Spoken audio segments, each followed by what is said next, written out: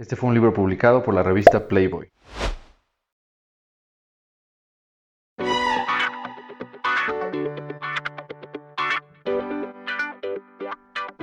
Hablar de Fahrenheit 451 es hablar de uno de los hitos de la ciencia ficción y de la literatura en general. La historia como tal es famosísima, ha tenido adaptaciones, ha tenido cientos de críticas, y la última, o la que yo les quiero compartir y de la cual pienso hablar hoy, es de una adaptación que salió hace poquito en HBO y de este libro que conmemora sus 100 años, editado por Minotauro.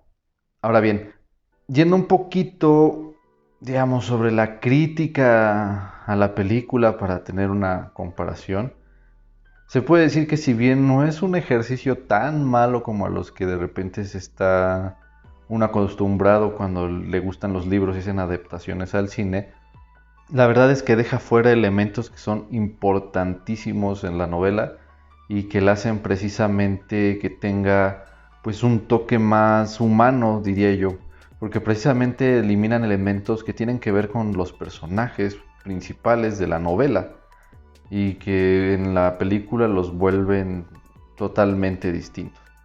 Ahora hablemos de la historia. Fahrenheit 451 toma su título de la temperatura a la cual arde el papel y se convierte en cenizas. En esta sociedad distópica que plantea Ray Bradbury, los bomberos se dedican solamente a provocar incendios. Entonces esto es muy interesante porque habla de que en la historia los bomberos no siempre se habían dedicado a provocar incendios. Es una duda que está ahí y que ronda, pero que nunca toca a los mismos empleados de la conocida salamandra. ¿Por qué? Porque a ellos se les enseña una historia documentada dentro de la historia permitida, que además es una figura que nosotros conocemos muy bien, que es decir cuál es la historia verdadera de la historia que nos cuentan. Porque lo que trata de hacer aquí el autor es decir, bueno, a ti te enseñaron eso, pero ¿qué tan de cierto tiene que una verdad histórica sea realmente una verdad? México 2021. Entonces, continuando con la historia, el personaje principal, que se llama Guy Montag, que en la película lo interpreta Michael B. Jordan, que fue famoso por la película de Creed, es alguien que es aficionado a su trabajo y que como tal, y como todos los bomberos, lo disfruta, pero que llega con un personaje que es una muchacha que se encuentra con... Esta muchacha se llama Clarice, y ahí va una de las diferencias principales entre la película y el libro. En el libro es una muchacha más bien misteriosa, pero es una muchacha que lo confronta, que lo cuestiona, que lo acompaña en sus trayectos hacia su casa, que le empieza a hablar de los libros. Es ella quien le da pie a pensar acerca de la historia de su profesión y que lo hace que se empiece a cuestionar diversas cosas porque se ve que es una muchacha muy inteligente. En la película dejan a este personaje, pero le dan un toque como más anárquico, un personaje que está involucrado como una mafia que se dedica a hacer circular libros que son prohibidos y que vive en los barrios bajos de una sociedad distópica que plantea pues, el director de la película, cuando en realidad Bradbury no hace esa distinción. Vaya, para Bradbury ella vive en el mismo lugar donde vive Guy Montag, que es uno de los bomberos más reconocidos en esta sociedad. Entonces en este primer cambio se pierde un poco el sentido de el enfrentarse con la inocencia de una persona que te puede explicar cosas nuevas y que te puede llevar a cuestionar lo que estás haciendo per se. Otro cambio que se da importante del libro a la película y que creo que es el más evidente y el que se volvió para mí más absurdo fue el hecho de que eliminan a la mujer de Guy Montag y la sustituyen con una inteligencia artificial. No sé por qué, porque obviamente no soy el director de la película y tal vez nunca sea el director de una película. Pero en el libro el personaje de la pareja del protagonista es súper importante porque si bien lo apoya a pies juntillas en sus búsquedas, o bueno, ni siquiera en sus búsquedas porque no puedes buscar nada, pero si bien lo apoya siempre, cuando él tiene este problema, ella piensa primero en salvar su pellejo antes de seguir con el problema que tenía Guy. El problema que tiene es que en una de estas quemas de libros, donde se da la escena clímax tanto de la película como de la novela, él encuentra un libro y se lo roba y lo guarda y empieza a hojearlo, empieza a curiosar y se empieza a dar cuenta de que algo pasa, de que no es como se les explica a ellos que tiene que ser la sociedad ni la literatura. En la película y en el libro ven la literatura con cierto asco. Bueno, no con cierto asco, con asco. ¿Por qué? Por algo súper interesante, pero muy muy interesante, que es, se busca con esta desaparición de los libros evitar un pensamiento crítico, evitar un pensamiento que vaya más allá de simplemente seguir las normas por las normas. ¿Qué quiere decir? Que la figura que usa Bradbury nos dice que la literatura nos va a ayudar a hacernos preguntas acerca de nuestra naturaleza, a hacernos preguntas acerca de nuestra sociedad, y que el hecho de que los libros empiecen a desaparecer, pues nos está llevando a una sociedad que tiene solamente una opinión y que esa única opinión se va a sostener porque no hay de qué manera confrontarla. Si no quieres que un hombre sea políticamente desgraciado, no lo preocupes mostrándole dos aspectos de una misma cuestión. Muéstrale uno, que olvide que existe la guerra.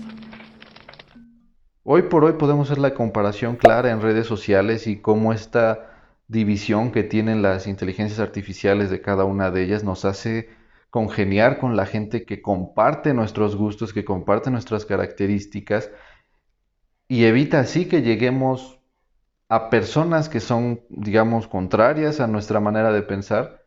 Y lo hace precisamente porque crean comunidades sanas, evitan el conflicto a toda costa, evita a toda costa que haya un enfrentamiento del pensamiento, que si bien tampoco creo que sea un enfrentamiento profundo, porque la realidad es que la mayoría de las veces no lo es, y tal vez no lo tiene que ser en las redes sociales, la realidad es que estamos llegando a una sociedad maniquea de buenos y malos, en México de izquierda contra derecha, de conservadores contra, no sé si llamarlos liberales o revolucionarios. Llénalos de noticias incombustibles. Sentirán que la información los ahoga, pero se creerán inteligentes. Les parecerá que están pensando, tendrán una sensación de movimiento sin moverse y serán felices. Pues los hechos de esa especie no cambian. No les des materias resbaladizas como filosofía o psicología que engendran hombres melancólicos. Y bueno, es una cosa de locos, es hablar de la actualidad del libro y de decir, bueno, ¿qué pasa? Que es la pregunta casi central del libro. ¿Qué pasa cuando una persona comienza a quemar libros? ¿Qué pasa cuando empezamos a dejar que ya no se reproduzca más el conocimiento? Que votemos por lo inmediato en lugar de por lo que se considera un poquito más profundo. Porque precisamente hablar de la película en comparación del libro, yo podría decir que lo que hace el libro que no hace la película es que te plantea un cuestionamiento más profundo acerca de las acciones que tienen allá. La película lo pinta un tanto, bueno, no un tanto, lo pinta de manera hollywoodesca y el libro no tiene esa intención. El libro todo el tiempo habla de estas figuras del fuego, un fuego que limpia, que procura que todo sea homogéneo, que reduce todo a lo mismo. Nos fijamos a los hombres con recuerdos. Que olviden. Quemémoslo todo. El fuego es brillante y limpio. Y esa es, digamos, la gran parábola de Fahrenheit 451, que todo, con el fuego, todo destruido, se puede reducir a lo mismo, pero solo destruyéndolo puede ser todo lo mismo. A continuación, les dejo la anécdota de Playboy y este libro. Ahora bien, antes de llegar a la resolución final, contar precisamente la historia de cómo es que este libro se encuentra en la revista Playboy. Y es precisamente porque en el momento en el que Ray Bradbury lo escribe y en el momento en el que empieza a llevarlo a distintas editoriales para que lo publiquen, obviamente las editoriales se niegan porque el libro habla de la censura. Y en esa sociedad norteamericana, si algo había o algo estaba presente, era la censura. Era una época en la que no se podía decir lo que se pensaba, que no se podía actuar como se actúa hoy. Y entonces, pues el libro no encuentra cabida en ningún editorial y de repente llega un sujeto que va apenas por el segundo número de su revista y decide comprar la obra por $450 y publicarla en los siguientes 3 números. Entonces, si son fans de Playboy, por lo que precisamente Playboy hace y por lo que Hugh Hefner hizo como un emporio literalmente, pues también Hugh Hefner tuvo la visión de poner este libro prohibido en ese entonces en su revista.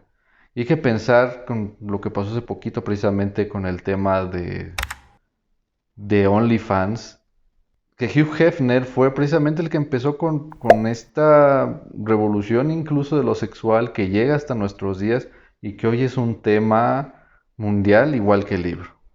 Ahora sí, dicha la anécdota, regresemos precisamente al desenlace o la manera en la que se resuelve el conflicto del libro, en el libro y en la película. Mientras bebo de mi café, da like a este video y suscríbete al canal. Ahora ya sabemos que se están desapareciendo los libros, que se están quemando todos los libros y que estamos perdiendo toda la literatura existente que además en realidad no se conocía. ¿Cuál es la solución de Bradbury? Que un poco la toman en la película, pero no la hacen tan relevante como realmente lo es. Y es que se empiezan a crear sociedades que memorizan los libros, que cada persona tiene un libro y cada persona se lo tiene que memorizar por completo para que en el momento en el que se necesite pueda ser utilizado. Hay personas que tienen un poco más de habilidad y que tienen memorizados varios libros, hay personas que solo tienen memorizado uno. La humanidad es la memoria de la historia. La humanidad, la gente, sus relatos, es quien realmente tiene la historia definida de lo que ha pasado. Lo que plantea Bradbury es un cuestionamiento total a las maneras en que se nos da el conocimiento desde las cúpulas del poder y cuál es el conocimiento que nosotros podemos tener un poco por verdad. El hecho de que estos personajes sean seres que son vagabundos, que son errabundos, que están escondiéndose de un lugar a otro y que van llevando consigo a ciertos libros, pero que saben que no pueden llevar tantos porque los pueden encontrar, hace de este juego algo bien interesante y algo que creo yo que rescata un poquito lo que trato de hacer aquí, porque precisamente poquito antes de iniciar con este ejercicio yo leía este libro y es eso, es recuperar esa memoria histórica, es decir, bueno, todos tenemos algo que compartir y siempre que tengamos algo que compartir y que podamos decirlo en nuestras propias palabras va a ser algo valioso, va a ser algo insondable y qué mejor que hablar de aquello que nos apasiona y que si eso que nos apasiona es la literatura, pues qué mejor que llegar ahí y compartirlo con los demás. Por hoy sería todo. Espero les haya gustado el video. El video anterior me pareció súper interesante. Gracias a todos por la respuesta en ese video. Pues no tengo nada más que decir. Cuídense mucho. Chao.